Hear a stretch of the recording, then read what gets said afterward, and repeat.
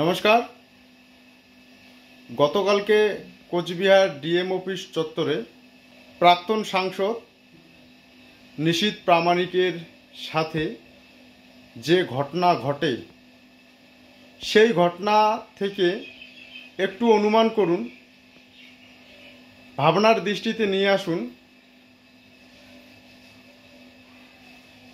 এক সময়ের কামতাপুরী আন্দোলনের নেতা শিক্ষক গোসানিমারির মহেন্দ্র দাসকে কতটা নৃশংসভাবে হত্যা করেছে এই পশ্চিমবঙ্গ পুলিশ। একজন সুস্থ সবল ব্যক্তিকে মাথাভাঙা থানা থেকে কোচবিহার থানা নিয়ে আসার রাস্তায় তাকে হত্যা করে পুলিশ। তাহলে ভাবুন কতটা নৃশংসভাবে হত্যা করেছে। কালকের ঘটনা সেটাই প্রমাণ করে। বর্তমান সময়ে যেখানে প্রতিনিয়ত মিডিয়ারা ক্যামেরা ধরে থাকে, সেই সময়ে একজন প্রাক্তন সাংসদের সাথে গতকালকে যে ঘটনা ঘটেছে তাতে স্পষ্টই বোঝা যাচ্ছে যে তাকে মেরে ফেলার একটা চেষ্টা হয়েছিল।